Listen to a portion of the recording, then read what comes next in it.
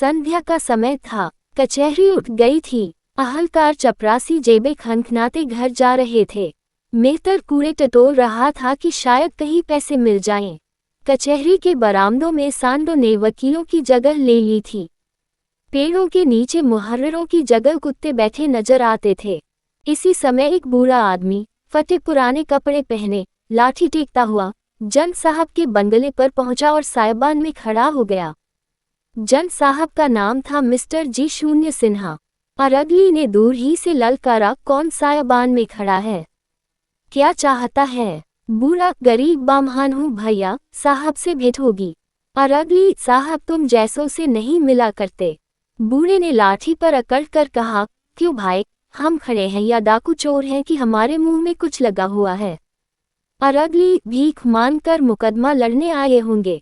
बूढ़ा, तो कोई पाप किया है? अगर घर बेचकर नहीं लड़ते तो कुछ बुरा करते हैं।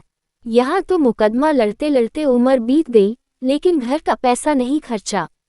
मियाँ की जूती मियाँ का सिर करते हैं। 10 भले मानसों से मांग कर एक को दे दिया। चलो छुट्टी हुई। गांव भर नाम से कांपता है। किसी ने जरा भी टिरपेर की और मैंने अदालत में दावा दायर किया। अरगली, किसी बड़े आदमी से पाला नहीं पड़ा अभी। बूढ़ा, अजी, कितने ही बड़ों को बड़े घर भिजवा दिया, तुम हो किस फेर में? हाई कोर्ट तक जाता हूँ सीधा। कोई मेरे मुंह क्या आएगा बेचारा।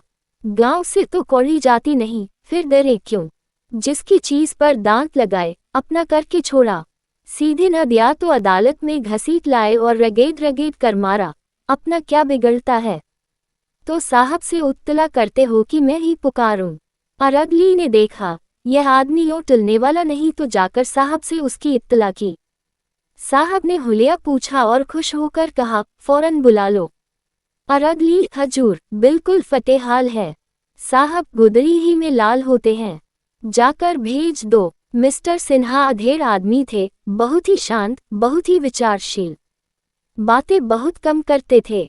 कठोरता और असभ्यता, जो शासन की अंग समझी जाती हैं, उनको छू भी नहीं गई थी। न्याय और दया के देवता मालूम होते थे। डील डौल देवों का सा था और रंग आबनूस का सा। आराम कुर्सी पर लेटे हुए पैचवान पी रहे थे। बूढ़े ने जाकर सलाम किया। सिन्हा, तुम हो जगत पांडे, आओ बैठो। तुम्हारा मुकदमा तो बहुत ही कमजोर है। भले आदमी, जाल भी न करते बना। जगत ऐसा न कहे हजूर, गरीब आदमी हूँ, मर जाऊंगा। सिन्हा, किसी वकील मुख्तार से सलाह भी न ले ली। जगत, अब तो सरकार की शरण में आया हूँ। सिन्हा, सरकार क्या मिसल बदल देंगे या नया कानून गढ़ेंगे? तुम गच्चा खा गए। मैं कभी कानून के बाहर नहीं जाता। जानते हो न, अपील से कभी मेरी तजवीज रद्द नहीं होती। जगत, बड़ा धर्म होगा सरकार। सिन्हा के पैरों पर गिन्नियों की एक पोटली रखकर, बड़ा दुखी हूँ सरकार। सिन्हा मुस्करा कर, यहाँ भी अपनी चालबाजी से नहीं चूकते। निकालो अभी और, उससे प्यास नहीं बुझती। भला दहाई तो पूरा करो। जगत, बहुत तंग हूँ दीन बंधु। सिन्हा, डालो डालो कमर में हाथ। भला कुछ मेरे नाम की लाज तो रखो। जगत, लुट जाऊंगा सरकार। सिन्हा, लुटे तुम्हारे दुश्मन, जो इलाका बेचकर लड़ते हैं। तुम्हारे जजमानों का भगवान भला करे, तुम्हें किस बात की कमी है? मिस्टर सिन्हा इस मामले में जरा भी रियायत न करते थे। जगत ने देखा कि यहाँ कायापन से काम चलेगा तो चुपके से गिन्नियां और निकाली। लेकिन उन्हें मिस्टर सिन्हा के पैरों रखते समय उसकी आंखों से खून निकल आया। यह उसकी बरसों की कमाई थी। बरसों पेट काटकर, तन जलाकर, मन बांधकर, झूठी गवाहियां देकर उसने ये थाती संचय कर पाई थी। उसका हाथों से निकलना प्राण निकलने से कम दुखदायी न था। जगत पांडे के चले जाने के बाद कोई बजे रात को जज साहब के बंगले पर एक तानगा आकर रुका और उस पर से पंडित सत्यदेव उतरे, जो राजा साहब शिवपुर के मुख्तार थे। मिस्टर सिन्हा ने मुस्कराकर कहा, आप शायद अपने इलाके में गरीबों को न रहने देंगे। इतना जुल्म। सत्यदेव, गरीब परवर, ये कहिए कि गरीबों के मारे अब इलाके में हमारा रहना मुश्किल हो रहा है। आप जानते हैं, साधी उंगली से घी नहीं निकलता। जमींदार को कुछ न कुछ सख्ती करनी ही पड़ती है, मगर अब ये हाल है कि हमने जरा चूं भी की तो उन्हीं गरीबों की त्योरियां बदल जाती हैं। सब मुफ्त में जमीन जोतना चाहते हैं, लगान मांगिए तो फौजदारी का दावा करने को तैयार। अब इसी जगत पांडे को देखिए, गंगा कसम है हुजूर सरासर झूठा दावा है। हुजूर से कोई बात छिपी तो रह नहीं सकती। अगर जगत पांडे मुकदमा जीत गया तो हमें बोरियां बंधना छोड़कर भागना पड़ेगा। अब हुजूर ही बसाएं तो बस सकते हैं। राजा साहब ने हुजूर को सलाम कहा है और अर्ज की है हक इस मामले में जगत पांडे की ऐसी खबर ले कि वह भी याद करे। मिस्टर सिन्हा ने भवे सिकोड़ कर कहा, कानून मेरे घर तो नहीं बनता।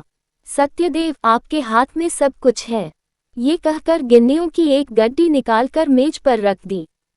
मिस्टर सिन्हा ने गड्डी को आंखों से गिनकर कहा, इन्हें मेरी तरफ से राजा साहब को नजर कर दीजिएगा। आखिर आप कोई वकील तो करेंगे, उसे क्या दीजिएगा? सत्यदेव, ये तो हुजूर के हाथ में है। जितनी ही पेशियां होंगी उतना ही खर्च भी बढ़ेगा। सिन्हा, मैं चाहूं तो महीनों लटका सकता हूं। सत्यदेव, हाँ, इससे कौन इनकार कर सकता है। सिन्हा, 5 पेशियां भी हुई तो आपके कम से कम 1000 उड़ जाएंगे। आप यहाँ उसका आधा पूरा कर दीजिए तो एक ही पेशी में वारा न्यारा हो जाए, आधी रकम बच जाए। सत्यदेव ने शून्य गिन्नियां और निकाल कर मेज पर रख दी और घमंड के साथ बोले, हुक्म हो तो राजा साहब कह दूं? आप इत्मीनान रखें, साहब की कृपा दृष्टि हो गई है। मिस्टर सिन्हा ने तीव्र स्वर में कहा, जी नहीं, ये कहने की जरूरत नहीं। मैं किसी शर्त पर यह रकम नहीं ले रहा। मैं करूंगा वही जो कानून की मंशा होगी। कानून के खिलाफ जौ भर भी नहीं जा सकता, यही मेरा उसूल है। आप लोग मेरी खातिर करते हैं, यह आपकी शरारत है। उसे अपना दुश्मन समझूंगा जो मेरा ईमान खरीदना चाहे। मैं जो कुछ लेता हूँ सच्चाई का इनाम समझ कर लेता हूँ। जगत पांडे को पूरा विश्वास था कि मेरी जीत होगी, लेकिन तजवीज सुनी तो होश उड़ गए। दावा खारिज हो गया। उस पर खर्च की चपत अलग, मेरे साथ यह चाल। अगर लाला साहब को इसका मजा न चखा दिया तो बामहन नहीं है। किस फेर में सारा रोग भुला दूंगा। वहां गाड़ी कमाई के रुपये हैं, कौन पचा सकता है। हार फोड़ फोड़ कर निकलेंगे, द्वार पर सिर पटक पटक कर मर जाऊंगा। उसी दिन संध्या को जगत पांडे ने मिस्टर सिन्हा के बंगले के सामने आसन जमा दिया। वहां बरगद का घना वृक्ष था। मुकदमे वाले वही सत्तू चबेना खाते और दोपहरी उसी की छांव में काटते थे। जगत पांडे उनसे मिस्टर सिन्हा की दिल खोलकर निंदा करता। न कुछ खाता न पीता, बस लोगों को अपनी राम कहानी सुनाया करता। जो सुनता वह जन साहब को 4 खोटी खरी कहता, आदमी नहीं पिशाच है, इसे तो ऐसी जगह मारे जहां पानी न मिले। रुपये के रुपये लिए, ऊपर से खर्चे समेत डिग्री कर दी। यही करना था तो रुपये काहे को निकले थे। ये है हमारे भाई बंदों का हाल। यह अपने कहलाते हैं, इनसे तो अंग्रेज ही अच्छे। इस तरह की आलोचनाएं दिन भर हुआ करती। जगत पांडे के आसपास 8 पहर जमघट लगा रहता। इस तरह 4 दिन बीत गए और मिस्टर सिन्हा के कानों में भी बात पहुंची। अन्य रिश्वती कर्मचारियों की तरह वह भी हेकर आदमी थे। ऐसे निर्द्वंद्व रहते मानो उन्हें ये बीमारी छू तक नहीं गई है। जब वह कानून से जौ भर भी न टलते थे तो उन पर रिश्वत का संदेह हो ही क्यों कर सकता था, और कोई करता भी तो उसकी मानता कौन। ऐसे चतुर खिलाड़ी के विरुद्ध कोई जाब्ते की कार्रवाई कैसे होती। मिस्टर सिन्हा अपने अफसरों से भी खुशामद का व्यवहार न करते, इससे हुकाम भी उनका बहुत आदर करते थे। मगर जगत पांडे ने वह मंत्र मारा था जिसका उनके पास कोई उत्तर न था। ऐसे बानगढ़ आदमी से आज तक उन्हें साबिका न पड़ा था। अपने नौकरों से पूछते, बुढ़ा क्या कर रहा है। नौकर लोग अपनापन जताने के लिए झूठ के पुल बांध देते। हुजूर, कहता था भूत बनकर लगूंगा, मेरी वेदी बने तो सही, जिस दिन मरूंगा उस दिन के 100 जगत पांडे होंगे। मिस्टर सिन्हा पक्के नास्तिक थे, लेकिन ये बातें सुन सुनकर सशंक हो जाते और उनकी पत्नी तो थर थर कांपने लगती। वह नौकरों से बार बार कहती, उससे जाकर पूछो क्या चाहता है। जितना रुपया चाहे ले, हमसे जो मांगे वह देंगे, बस यहाँ से चला जाए। लेकिन मिस्टर सिन्हा आदमियों को इशारे से मना कर देते थे। उन्हें अभी तक आशा थी कि भूख प्यास से व्याकुल होकर बुढ़ा चला जाएगा। इससे अधिक भय ये था कि मैं जरा भी नर्म पड़ा और नौकरों ने मुझे उल्लू बनाया। 6ठे दिन मालूम हुआ कि जगत पांडे अबोल हो गया है। उससे हिला तक नहीं जाता, चुपचाप पड़ा आकाश की ओर देख रहा है। शायद आज रात दम निकल जाए। मिस्टर सिन्हा ने लंबी सांस ली और गहरी चिंता में डूब गए। पत्नी ने आंखों में आंसू भरकर आग्रहपूर्वक कहा, तुम्हें मेरे सिर की कसम, जाकर किसी इस बला को टालो। बुढ़ा मर गया तो हम कहीं के न रहेंगे। अब रुपये का मुंह मत देखो। 2-4 हजार भी देने पड़े तो देकर उसे मनाओ। तुमको जाते शर्म आती हो तो मैं चली जाऊं। सिन्हा, जाने का इरादा तो मैं कई दिन से कर रहा हूं, लेकिन जब देखता हूं वहां भीड़ लगी रहती है, इससे हिम्मत नहीं पड़ती। सब आदमियों के सामने तो मुझसे न जाया जाएगा, चाहे कितनी ही बड़ी आफत क्यों न आ पड़े। तुम 2-4 हजार की कहती हो, मैं 10-5 हजार देने को तैयार हूं, लेकिन वहां नहीं जा सकता। न जाने किस बुरी साइड से मैंने इसके पैसे लिए। जानता कि यह इतना फिसाद खड़ा करेगा तो फाटक में घुसने ही न देता। देखने में तो ऐसा सीधा मालूम होता था कि गऊ है। मैंने पहली बार आदमी पहचानने में धोखा खाया। पत्नी तो मैं ही चली जाऊं। शहर की तरफ से आऊंगी और सब आदमियों को हटाकर अकेले में बात करूंगी। किसी को खबर न होगी कि कौन है। इसमें तो कोई हरज नहीं है। मिस्टर सिन्हा ने संदिग्ध भाव से कहा, ताड़ने वाले ताड़ ही जाएंगे, वह तुम कितना ही छिपाओ। पत्नी, ताड़ जाएंगे ताड़ जाएं, अब किससे कहाँ तक डरूं। बदनामी अभी क्या कम हो रही है, जो और हो जाएगी। सारी दुनिया जानती है कि तुमने रुपये लिए। यूं ही कोई किसी पर प्राण नहीं देता, फिर अब व्यर्थ एंथ क्यों करो। मिस्टर सिन्हा अब मरवेदना को न दबा सके। बोले, प्रिय, ये व्यर्थ की ऐठ नहीं है। चोर को अदालत में बेत खाने से उतनी लज्जा नहीं आती जितनी किसी हाकिम को अपनी रिश्वत का पर्दा खुलने से आती है। वह जहर खाकर मर जाएगा, पर संसार के सामने अपना पर्दा न खोलेगा। अपना सर्वनाश देख सकता है, पर यह अपमान नहीं सह सकता। जिंदा खाल खींचने या कोल्हू में पेरे जाने के सिवा और कोई स्थिति नहीं है जो उसे अपना अपराध स्वीकार करा सके। इसका तो मुझे जरा भी भय नहीं है कि ब्राह्मण भूत बनकर हमको सताएगा या हमें उनकी वेदी बनाकर पूजनी पड़ेगी। ये भी जानता हूँ कि पाप का दंड भी बहुधा नहीं मिलता, लेकिन हिंदू होने के कारण संस्कारों की शंका कुछ कुछ बनी हुई है। ब्रह्महत्या का कलंक सिर पर लेते हुए आत्मा कांपती है। बस इतनी बात है। मैं आज रात को मौका देखकर जाऊंगा और इस संकट को काटने के लिए जो कुछ हो सकेगा करूंगा। तिर जमा रखो। आधी रात बीत चुकी थी। मिस्टर सिन्हा घर से निकले और अकेले जगत पांडे को मनाने चले। बरगद के नीचे बिल्कुल सन्नाटा था। अंधकार ऐसा था मानो निशादेवी यही शयन कर रही हों। जगत पांडे की सांस जोर जोर से चल रही थी, मानो मौत जबरदस्ती घसीटे लिए जाती हो। मिस्टर सिन्हा के रोए खड़े हो गए। बुढ़ा कहीं मर तो नहीं रहा है। जेबी लालटेन निकाली और जगत के समीप जाकर बोले, पांडे जी, कहो क्या हाल है। जगत पांडे ने आंखें खोलकर देखा और उठने की असफल चेष्टा करके बोला, मेरा हाल पूछते हो, देखते नहीं हो मर रहा हूँ। सिन्हा, तो इस तरह क्यों प्राण देते हो। जगत, तुम्हारी यही इच्छा है तो मैं क्या करूं। सिन्हा, मेरी तो यही इच्छा नहीं। हाँ, तुम अलबत्ता मेरा सर्वनाश करने पर तुले हुए हो। आखिर मैंने तुम्हारे 150 रुपये ही तो लिए हैं। इतने ही रुपये के लिए तुम इतना बड़ा अनुष्ठान कर रहे हो। जगत, 150 रुपये की बात नहीं है। जो तुमने मुझे मिट्टी में मिला दिया। मेरी डिग्री हो गई होती तो मुझे 10 बीघे जमीन मिल जाती और सारे इलाके में नाम हो जाता। तुमने मेरे 150 नहीं लिए, मेरे 5,000 बिगाड़ दिए। पूरे 5,000, लेकिन ये घमंड न रहेगा। याद रखना, कहे देता हूँ, सत्यानाश हो जाएगा। इस अदालत में तुम्हारा राज्य है, लेकिन भगवान के दरबार में विप्रोही का राज्य है। विप्र का धन लेकर कोई सुखी नहीं रह सकता। मिस्टर सिन्हा ने बहुत खेद और लज्जा प्रकट की, बहुत अनुनय से काम लिया और अंत में पूछा, सच बताओ पांडे, कितने रुपए पा जाओ तो यह अनुष्ठान छोड़ दो। जगत पांडे अब की जोर लगाकर उठ बैठे और बड़ी उत्सुकता से बोले, 5,000 से कौड़ी कम न लूंगा। सिन्हा, 5,000 तो बहुत होते हैं, इतना जुल्म न करो। जगत, नहीं, इससे कम न लूंगा। ये कहकर जगत पांडे फिर लेट गया। उसने ये शब्द निश्चयात्मक भाव से कहे थे कि मिस्टर सिन्हा को और कुछ कहने का साहस न हुआ। रुपये लाने घर चले, लेकिन घर पहुंचते पहुंचते नीयत बदल गई। 150 के बदले 5000 देते कलंक हुआ। मन में कहा मरता है जाने दो, कहा कि ब्रह्महत्या और कैसा पाप। ये सब पाखंड है, बदनामी न होगी। सरकारी मुलाजिम तो यूं ही बदनाम होते हैं, यह कोई नई बात थोड़े ही है।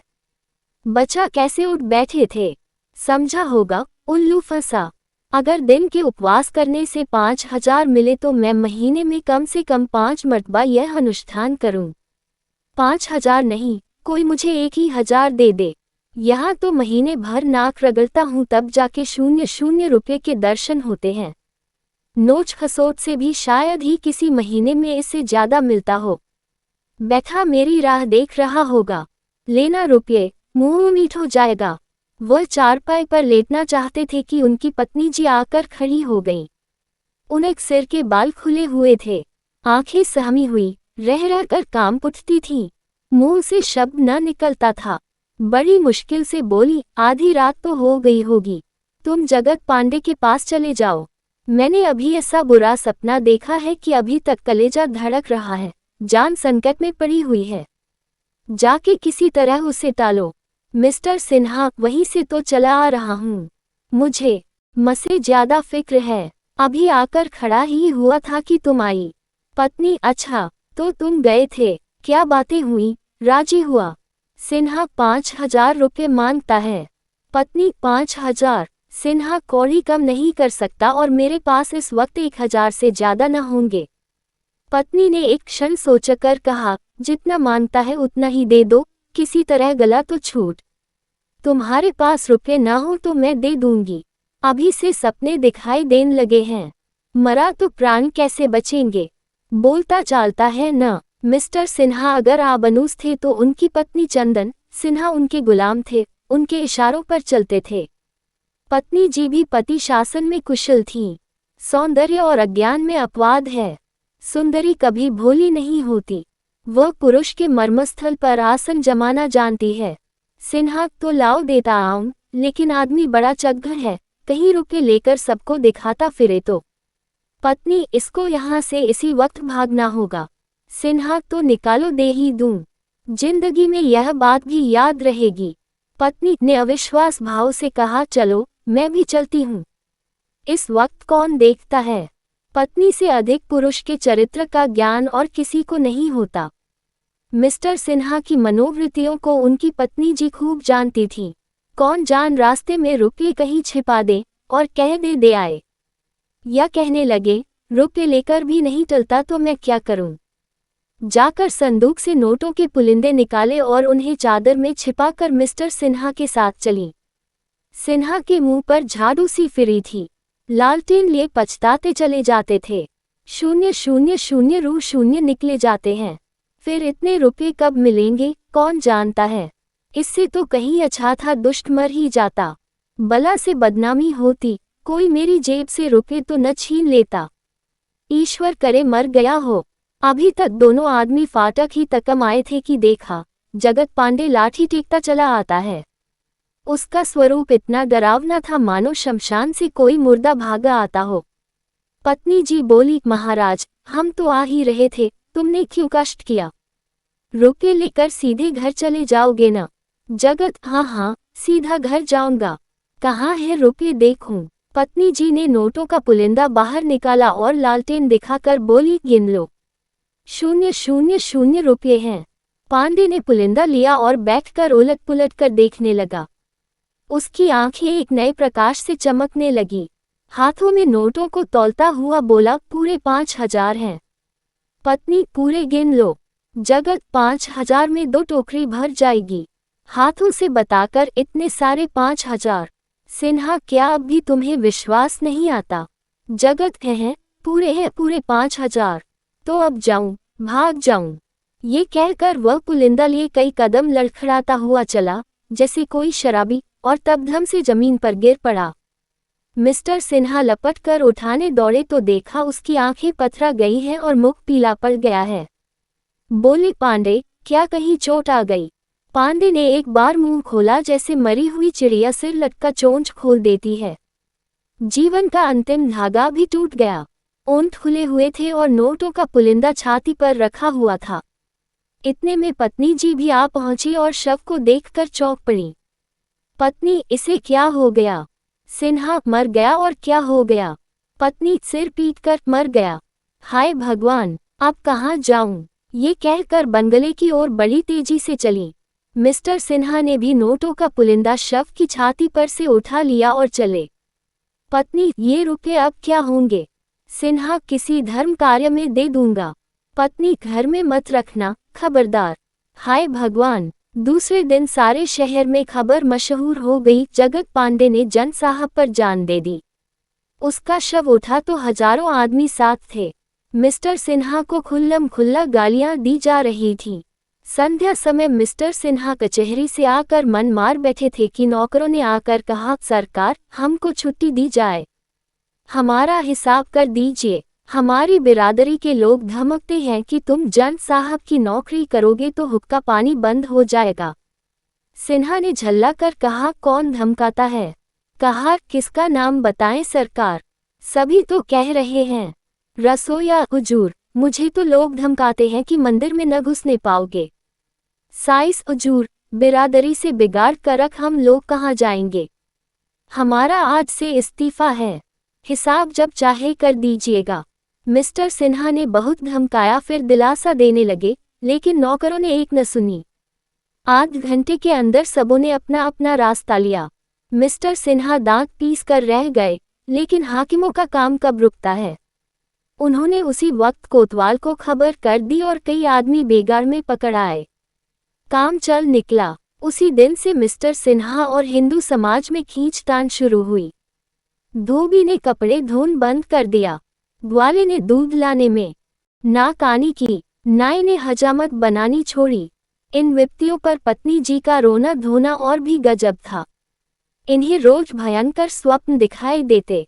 रात को एक कमरे से दूसरे में जाते प्राण निकलते थे। किसी को जरा सिर भी दुखता तो नहों में जान समा जाती। सबसे बड़ी मुसीबत यह थी कि अपने संबंधियों ने भी आना जाना छोड़ दिया। एक दिन साले आए, मगर बिना पानी पिए चले गए। इसी तरह एक बहनोई का आगमन हुआ। उन्होंने पान तक न खाया। मिस्टर सिन्हा बड़े धैर्य से यह सारा तिरस्कार सहते जाते थे। अब तक उनकी आर्थिक हानि न हुई थी। गरज के बावले झक मार कर आते ही थे और नजर नजराना मिलता ही था। फिर विशेष चिंता का कोई कारण न था, लेकिन बिरादरी से वैर करना पानी में रहकर मगर से वैर करने जैसे है। कोई न कोई ऐसा अवसर ही आ जाता है जब हमको बिरादरी के सामने सिर झुकाना पड़ता है। मिस्टर सिन्हा को भी साल के अंदर ही ऐसा अवसर आ पड़ा। यह उनकी पुत्री का विवाह था। यही वह समस्या है जो बड़े बड़े हेकलों का घमंड चूर कर देती है। आप किसी के आने जाने की परवाह न करें, हुक्का पानी, भोज भात, मेल जोल, किसी बात की परवाह न करें, मगर लड़की का विवाह तो न टलने वाली बला है। उससे बचकर आप कहाँ जाएंगे?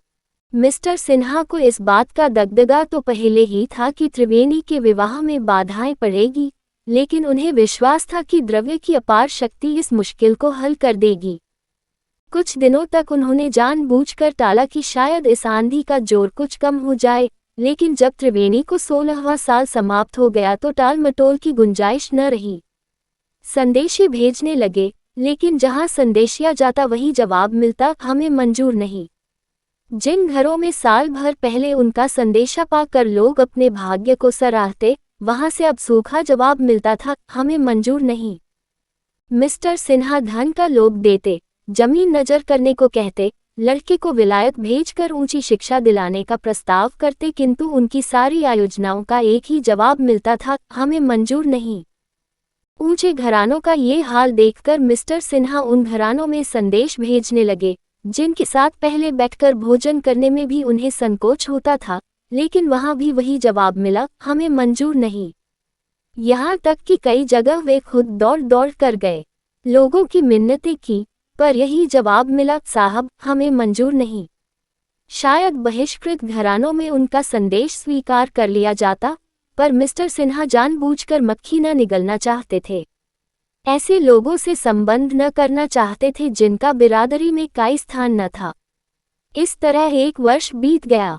मिसेज सिन्हा चारपाई पर पड़ी कराह रही थी। त्रिवेणी भोजन बना रही थी और मिस्टर सिन्हा पत्नी के पास चिंता में डूबे बैठे हुए थे। उनके हाथ में एक खत था, बार बार उसे देखते और कुछ सोचने लगते थे। बड़ी देर के बाद रोगिणी ने आंखें खोली और बोली, अब न बचूंगी, पांडे मेरी जान लेकर छोड़ेगा। हाथ में कैसा कागज है? सिन्हा, यशोदानंदन के पास से खत आया है। पाजी को ये खत लिखते हुए शर्म नहीं आती? मैंने इसकी नौकरी लगाई, इसकी शादी करवाए और आज उसका मिजाज इतना बढ़ गया है कि अपने छोटे भाई की शादी मेरी लड़की से करना पसंद नहीं करता। अभागे के भाग्य खुल जाते। पत्नी, भगवान अब ले चलो, ये दुर्दशा नहीं देखी जाती। अंगूर खाने का जी चाहता है, मंगवाए है कि नहीं? सिन्हा, मैं जाकर खुद लेता आया था। ये कहकर उन्होंने तश्तरी में अंगूर भरकर पत्नी के पास रख दिए। वह उठाकर खाने लगी। जब तश्तरी खाली हो गई तो बोली, अब किसके यहाँ संदेशा भेजोगे? सिन्हा, किसके यहाँ बताऊं? मेरी समझ में तो अब कोई ऐसा आदमी नहीं रह गया। ऐसी बिरादरी में रहने से तो ये 1000 दर्जा अच्छा है कि बिरादरी के बाहर रहूं। मैंने एक ब्राह्मण से रिश्वत ली, इससे मुझे इनकार नहीं, लेकिन कौन रिश्वत नहीं लेता? अपने गौ पर कोई नहीं चूकता। ब्राह्मण नहीं, खुद ईश्वर ही क्यों न हो, रिश्वत खाने वाले उन्हें भी चूस लेंगे। रिश्वत देने वाला अगर कोई निराश होकर अपने प्राण देता है तो मेरा क्या अपराध? अगर कोई मेरे फैसले से नाराज होकर जहर खा ले तो मैं क्या कर सकता हूँ? इस पर भी मैं प्रायश्चित करने को तैयार हूँ। बिरादरी जो दंड दे उसे स्वीकार करने को तैयार हूँ। सबसे कह चुका हूँ, मुझसे जो प्रायश्चित चाहो करा लो, पर कोई नहीं सुनता। दंड अपराध के अनुकूल होना चाहिए, नहीं तो यह अन्याय है। अगर किसी मुसलमान का छुआ भोजन खाने के लिए बिरादरी मुझे काले पानी भेजना चाहे तो मैं उसे कभी न मानूंगा। फिर अपराध अगर है तो मेरा है। मेरी लड़की ने क्या अपराध किया है? मेरे अपराध के लिए लड़की को दंड देना सरासर न्याय विरुद्ध है। पत्नी, मगर करोगे क्या? और कोई पंचायत क्यों नहीं करते?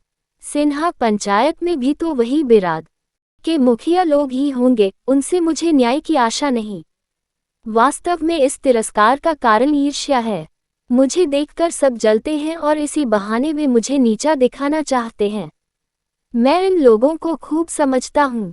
पत्नी, मन की लालसा मन में रह गई। यह अरमान लिए संसार से जाना पड़ेगा। भगवान की जैसी इच्छा। तुम्हारी बातों से मुझे डर लगता है कि मेरी बच्ची की न जाने क्या दशा होगी। मगर तुमसे मेरी अंतिम विनय यही है कि बिरादरी से बाहर न जाना, नहीं तो परलोक में भी मेरी आत्मा को शांति न मिलेगी। ये शोक मेरी जान ले रहा है। हाय, बच्ची पर न जाने क्या विपत्ति आने वाली है। ये कहते मिसेज सिन्हा की आंखें में आंसू बहने लगे। मिस्टर सिन्हा ने उनको दिलासा देते हुए कहा, इसकी चिंता मत करो प्रिये, मेरा आशय केवल ये था कि ऐसे भाव मन में आया करते हैं। तुमसे सच कहता हूँ, बिरादरी के अन्याय से कलेजा छलनी हो गया है। पत्नी, बिरादरी को बुरा मत कहो। बिरादरी का डर न हो तो आदमी न जाने क्या क्या उत्पात करे। बिरादरी को बुरा न कहो। कलेजे पर हाथ रखकर, यहाँ बड़ा दर्द हो रहा है। यशोदानंद ने भी कोरा जवाब दे दिया। किसी करवट चैन नहीं आता। क्या करूं भगवान? सिन्हा, डॉक्टर को बुलाऊं? पत्नी, तुम्हारा जी चाहे बुला लो, लेकिन मैं बचूंगी नहीं। जरा तिब्बों को बुला लो, प्यार कर लूं। जी डूबा जाता है। मेरी बच्ची, हाय मेरी बच्ची।